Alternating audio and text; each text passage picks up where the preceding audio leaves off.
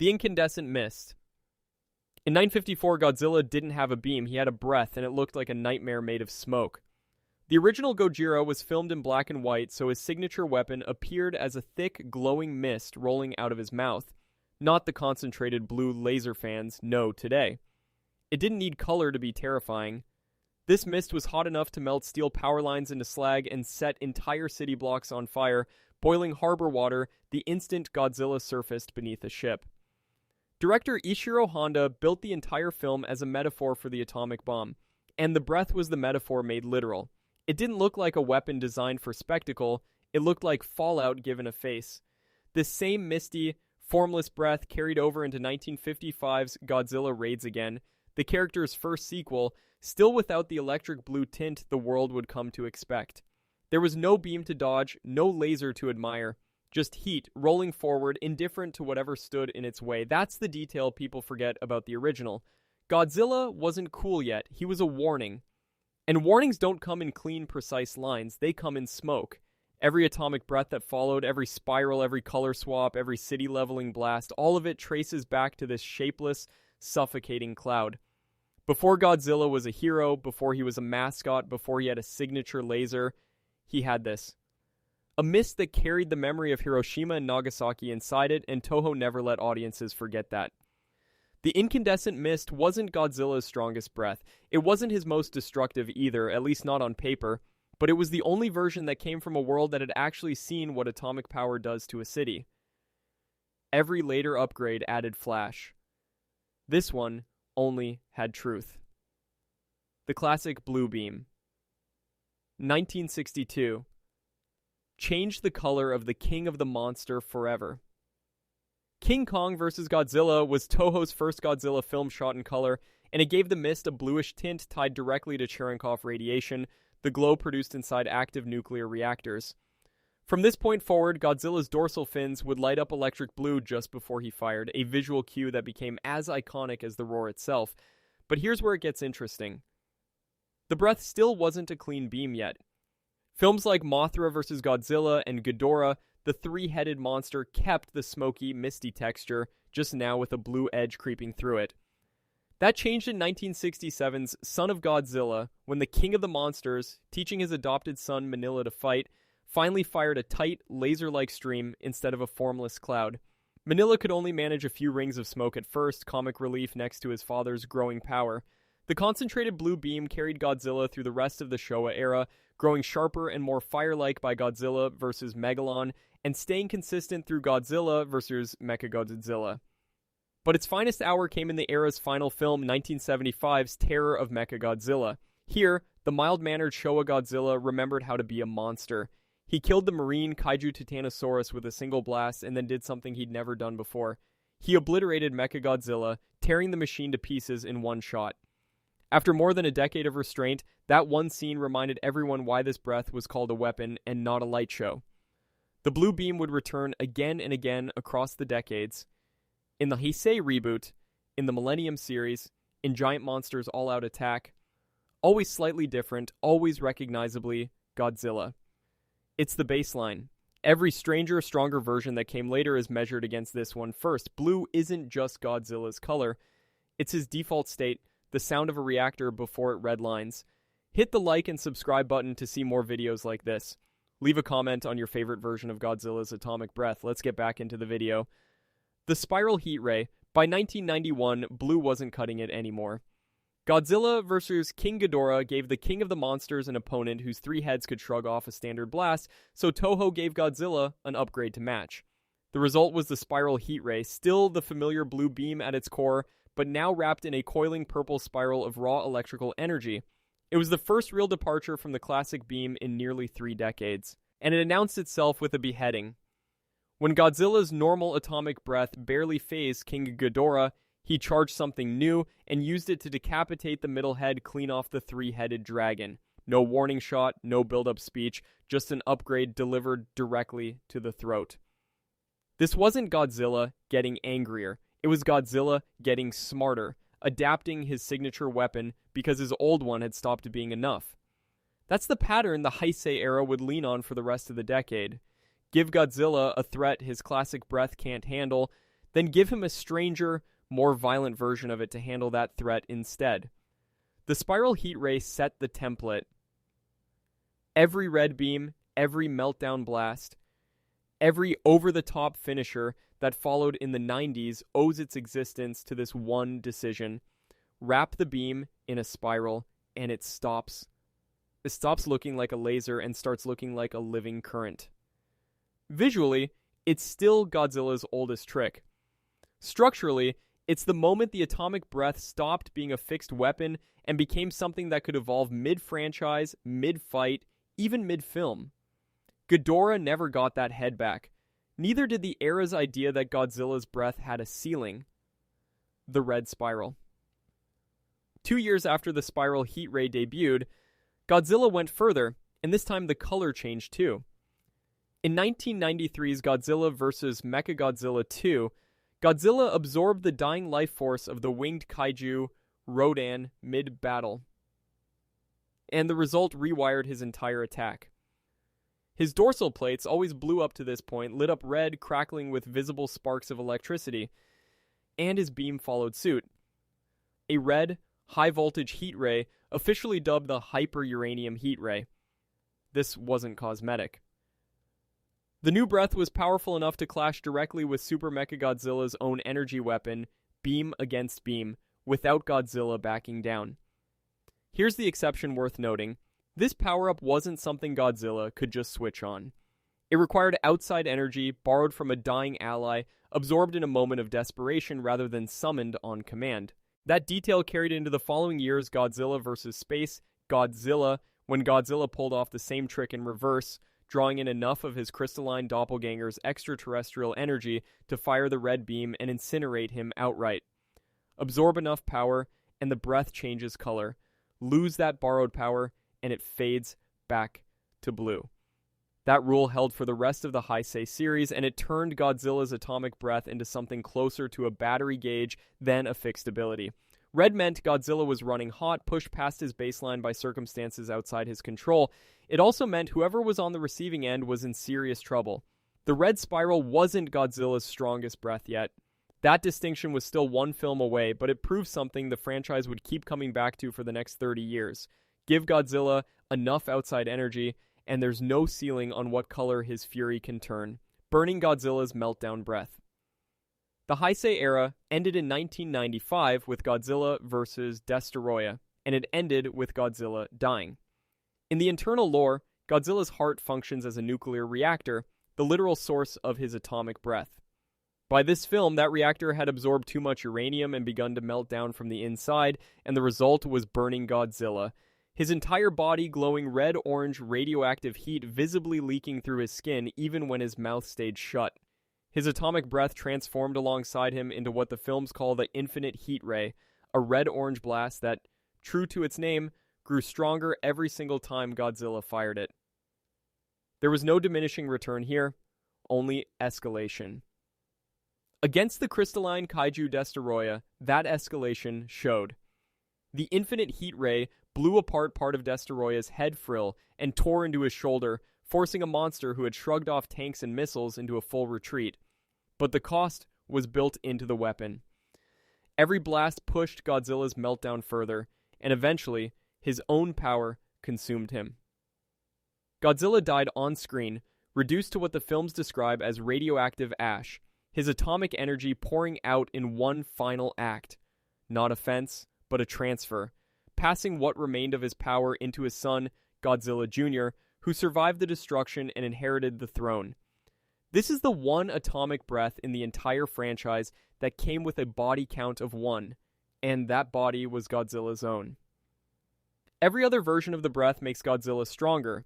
This one made him unstoppable and terminal at the same time, a weapon that finally outscaled the monster wielding it. The Millennium Orange Breath.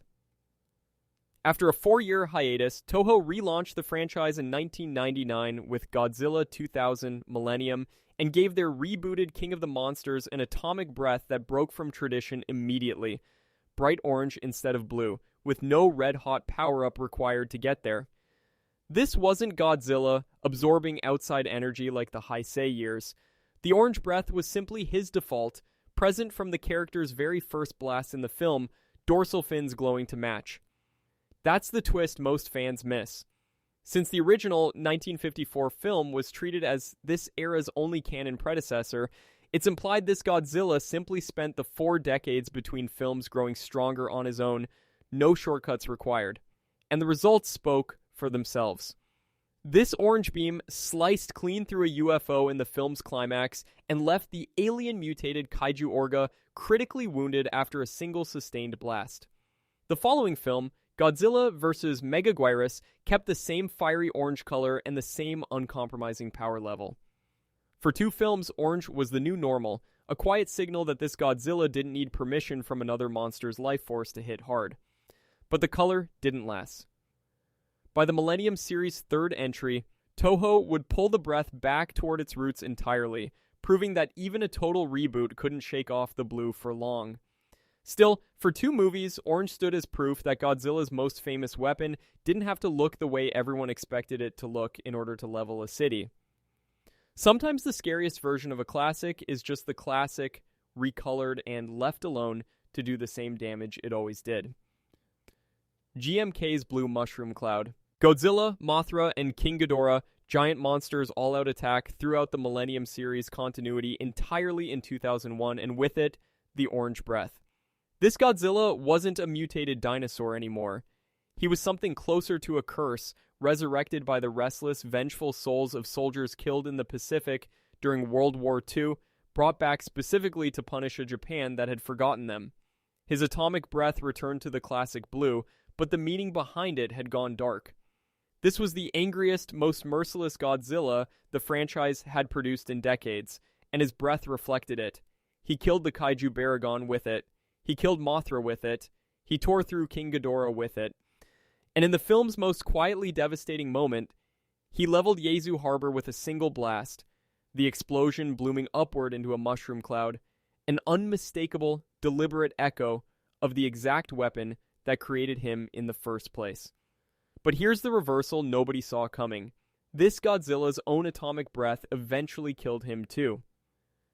In the film's final stretch, his own radioactive energy builds past what his body can contain, and the breath tears through a gap in his own hide from the inside, ending the monster with the very power that made him a monster in the first place. No other film had drawn that line so directly. Nuclear weapon in, nuclear weapon out, the destroyer destroyed by his own reflection. GMK's Godzilla wasn't fighting to survive. He was a grudge given scales, and the blue beam that had defined the character for 4 decades became, for one film, an instrument of very specific, very intentional vengeance. It was the darkest thing Toho had ever done with their signature color, Final War's named finishers. By 2004, Toho was ready to end the franchise, at least for a while, and Godzilla. Final War sent it off by throwing Godzilla against 13 separate monsters in one film. His atomic breath got 2 brand new named upgrades to match the scale.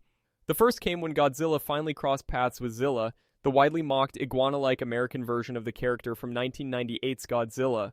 It took one blast, a single ordinary shot of the classic blue beam, to end Zilla completely, a blunt, almost dismissive way of settling a decades-old rivalry between 2 very different takes on the same name. The real upgrades came later. Facing down the asteroid Gorath as it hurtled toward Earth, Godzilla charged a new attack called the Hyper-Spiral Heat Ray, a beam precise enough to strike the asteroid with pinpoint accuracy from the ground. It didn't fully destroy Gorath, but it knocked Monster X loose from inside it and blew apart a massive stretch of Tokyo in the process, collateral damage even his allies couldn't avoid. Then came the finale. Supercharged with alien Kaiser energy channeled through the human pilot Shinichi Ozaki, Godzilla unleashed the Burning G Spark Heat Ray, a red spiral variant strong enough to punch the 3-headed Kaiser Ghidorah into the edge of space and destroy him there, far above the city he'd come to conquer. 2 named attacks, 2 separate finishers, both built specifically for a film that treated Godzilla less like a monster and more like a weapon of last resort. Final Wars didn't just give Godzilla a stronger breath, it gave his breath a resume, official titles for moments too big for the beam to go unnamed. Shin Godzilla's Purple Beam. After 12 years without a live-action Japanese Godzilla film, 2016's Shin Godzilla returned with a version of the character built to feel genuinely alien, and its atomic breath earned that reputation on its own. This Godzilla evolves across the film, from an ungainly marine creature dragging itself onto land, through increasingly disturbing forms, until it settles into a towering fourth stage. That's when the breath appears for the first time, and it doesn't come out clean. Godzilla's craggy spine lights up first, then his jaw unhinges, splitting wider than it should be able to, and black smoke pours out of his mouth like something igniting deep underground. That smoke catches fire, becomes a wall of flame rolling across Tokyo, and only then, after the smoke and the fire have already done damage, does it compress into a focused, narrow beam. An electric purplish-pink stream officially called the radiation heat beam. Compare that to nearly every version before it. Older Godzilla's fire and the beam is the whole event. Shin Godzilla fires, and the beam is the last of 3 stages, each one already catastrophic before the real attack even begins, and it doesn't stop at his mouth. This Godzilla can fire purple beams from the tip of his tail and from the spines along his back simultaneously, turning a single attack into an assault from multiple directions at once. Shin Godzilla was built as an allegory for the 2011 Fukushima nuclear disaster, and the breath carries that weight in every stage of its build-up. The dread before the smoke before the fire before the beam. Purple is the color of a disaster that was always going to happen, just not yet. The MonsterVerse Pulse. Legendary's American MonsterVerse, launched with 2014's Godzilla, deliberately walked the atomic breath back toward its 1954 roots. This Godzilla barely used the beam at all in his debut, and when he did, it stayed close to the classic thin blue line with his spine glowing tail to head just before release. Restraint was the whole point. Then came Godzilla, King of the Monsters in 2019, and restraint went out the window. Facing a supercharged King Ghidorah and having just been dropped from the sky in defeat, Godzilla is saved when the kaiju Mothra sacrifices her remaining life force to him. He goes critical, transforming into a version the film visually ties back to Heisei era Burning Godzilla, and instead of firing a beam, he detonates. This is the nuclear pulse, energy exploding outward from Godzilla's entire body in every direction at once, rather than in a single aimed shot. It's not actually new to the franchise. Toho had used it as far back as 1989's Godzilla vs. Biollante, but the MonsterVerse had never shown it before, and the payoff landed hard. One pulse incinerates Ghidorah's wings, a second disintegrates 2 of his 3 heads outright. By the time the smoke clears, the Usurper King is finished. Godzilla vs. Kong pushed the standard beam even further, giving it enough raw kinetic force to bore straight through the Earth's crust into the hollow Earth below, an official title sequence even clocking its energy yield at over 300 trillion joules, comparable to a small meteor strike. There's only one thing in this entire universe that atomic breath can't touch: Kong's ancestral stone axe, immune for reasons tied directly to its origin. Everything else, mountain or titan, eventually gives way. Godzilla. Minus One's single shot, Toho's 2023, so to return to live-action Japanese Godzilla, stripped the character back down to something closer to pure horror, and the atomic breath followed suit. Godzilla Minus One is set in the immediate aftermath of World War II, with a country already devastated by the atomic bombings of Hiroshima and Nagasaki, and this Godzilla's single most important attack is staged to feel like exactly that trauma happening again. There's no drawn-out beam here, no sustained laser cutting across the skyline. Godzilla's dorsal fins extend outward and glow a bright building blue, then retract fully into his back the instant before he fires, and what comes out isn't a stream so much as a single, catastrophic detonation. Within the fiction of the film, that one blast kills and injures roughly 30,000 people and levels 20,000 homes in an instant, numbers deliberately close enough to real wartime devastation to make the parallel impossible to miss. The novelization pushes the detail even further, describing the heat as sufficient to sublimate the iron hull of a heavy naval cruiser outright, turning solid metal into vapor. Where Shin Godzilla built a dread through stages, smoke, then fire, then beam, Minus One collapses all of that into a single instant, no warning beyond the glow, no mercy in the aftermath. This is a country that had just started rebuilding, and the film uses one shot from one monster to erase that progress in a heartbeat. Every other atomic breath in this list is a weapon. This one is closer to a memory the country was never allowed to fully bury, given claws and let loose on a city trying to move on. The New Empire's Pink Beam. The most recent chapter of Godzilla's Atomic Breath belongs to 2024's Godzilla x Kong, The New Empire, and it comes with the strangest color change in the character's history. A vivid pink paired with enlarged pink dorsal spikes and glowing eyes to match. The shift follows Godzilla actively absorbing energy from a nuclear power plant mid-film, powering up in a way that visually recalls the red spiral of the Heisei era, just filtered through an entirely new palette. On paper, this should be one of the most intimidating versions yet. A spiraled, violet-tinted heat ray fired by the single largest, heaviest MonsterVerse Godzilla to date, following directly on the heels of a beam already clocked at meteor-level energy in the previous film. But here's the twist that closes out this entire history. For as striking as it looks, the pink beam barely gets a chance to matter. It shows up late, gets used sparingly, and never gets the standout moment its build-up seemed to promise. A rare case of a Godzilla film changing the color of the King of the Monsters' signature weapon without giving that new color a signature scene to justify it. 70 years after a formless white mist first rolled across a black and white Tokyo, the atomic breath has been blue, orange, purple, red, and now pink. It's been a mist, a laser, a spiral, a pulse, and a single apocalyptic detonation.